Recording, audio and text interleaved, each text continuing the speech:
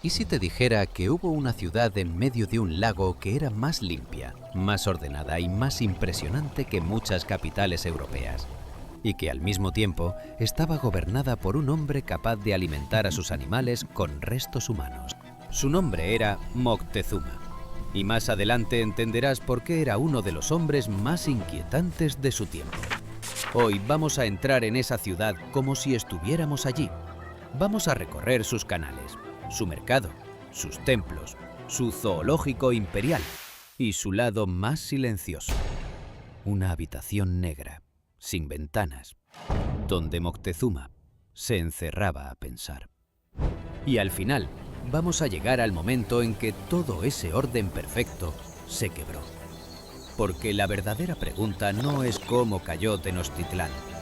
La pregunta es, ¿cómo pudo existir algo así en el año 1519? Primero hay que romper una imagen falsa, la de una ciudad caótica, sucia, improvisada. Tenochtitlán funcionaba con una obsesión casi enfermiza por la limpieza. Había barrenderos encargados de limpiar calles, plazas, recintos y templos al amanecer. Se usaban contenedores y letrinas públicas.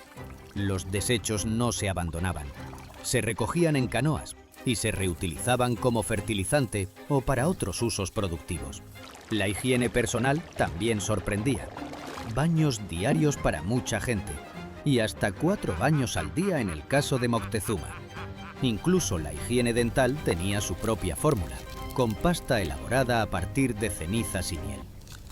Frente a eso, el choque con los europeos era brutal. Hombres que llegaban tras meses de barcos, sudor y guerra, sin hábitos de baño regulares y con una presencia física que los mexicas percibían como repulsiva. Pero aquí aparece la primera gran pregunta.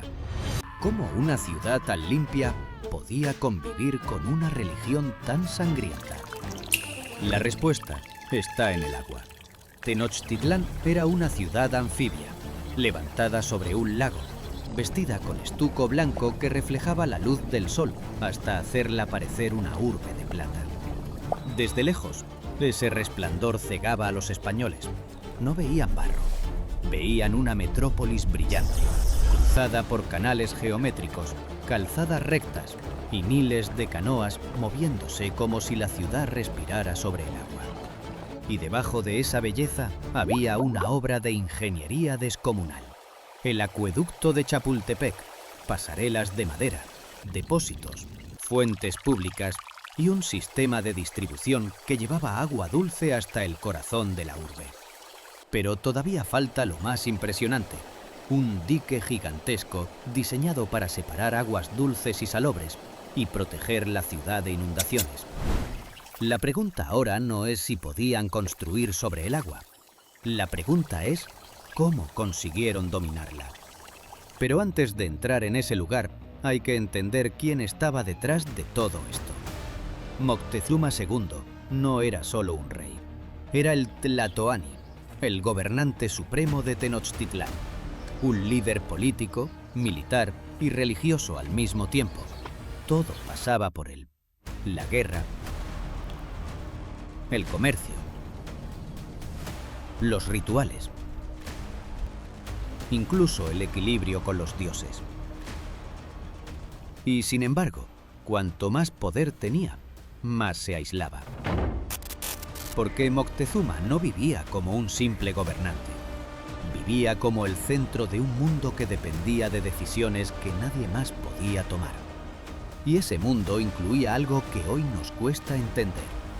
Y entonces aparece el palacio. No como un símbolo de lujo solamente, sino como una ciudad dentro de la ciudad. Las casas nuevas de Moctezuma tenían patios, muchas puertas y espacio para miles de personas. Dentro de ese complejo estaba el Totocalli, la llamada Casa de las Fieras, un zoológico imperial que no era un capricho decorativo, era una pieza de poder, de ritual y de cosmología.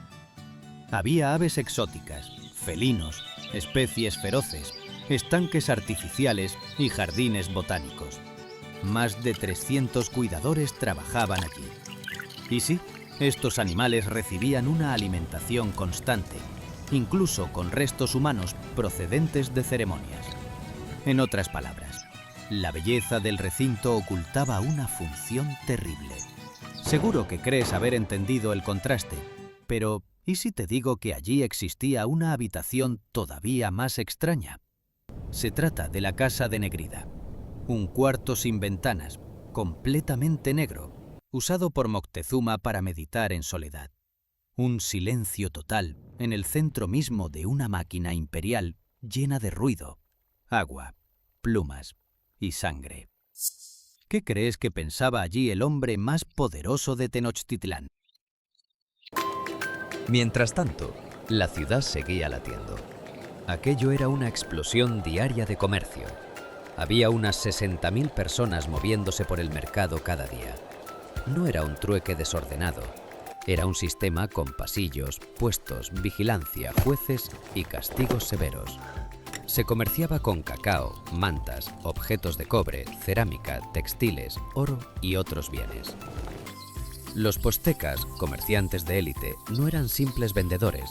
También funcionaban como una red de inteligencia que viajaba lejos, observaba reinos enemigos y traía información. Y junto al comercio estaba la educación. Tenochtitlán mantenía un sistema de enseñanza pública obligatoria que formaba a nobles y comunes en oficios, disciplina y vida cívica. Una ciudad así no se improvisa, se diseña, se controla, se disciplina. Pero entonces surge otra pregunta todavía más incómoda. Si era una sociedad tan organizada, ¿por qué aceptaba el sacrificio ritual como centro de su mundo? La respuesta está en el Templo Mayor, no como un monumento aislado, sino como el eje de todo. La Gran Pirámide dominaba la ciudad con sus escalones empinados y sus ampliaciones sucesivas. Ahí yacía el punto donde el orden se volvía violencia. Allí arriba, el sonido del gran tambor, el olor denso de la sangre y el humo, y la presencia de los ídolos convertían la cima en un lugar casi insoportable. Los conquistadores lo observaron con horror, y aún falta el encuentro definitivo, el momento en que ese mundo cerrado se cruzó con otro que no lo entendía. Cuando Cortés, un conquistador español que llegó a México en 1519 con un grupo relativamente pequeño de hombres, y Moctezuma se vieron, no se encontraron dos ejércitos solamente. Se encontraron dos maneras de interpretar la realidad. Desde la mirada mexica, los españoles eran hombres pálidos, barbudos, blindados en metal, montados sobre animales incomprensibles. Desde la mirada europea, Tenochtitlán parecía casi irreal. Una ciudad blanca surgiendo del lago, con templos que parecían levitar sobre el agua. Bernal Díaz del Castillo estuvo allí. Este soldado raso llegó a comparar la impresión con la sensación de estar dentro de un libro de caballerías. Y no era solo asombro visual, era alienación total. Nadie entendía del todo al otro. Pero lo más inquietante estaba aún por llegar, porque la ciudad que parecía invulnerable no estaba hecha para una guerra biológica. Entonces llegó la viruela, no como un rumor, sino como una presencia invisible que se metía en las casas, en los lechos, en los cuerpos. Fue una muerte pegajosa, rostros cubiertos de pústulas, pechos heridos, familias enteras incapaces siquiera de moverse sin dolor.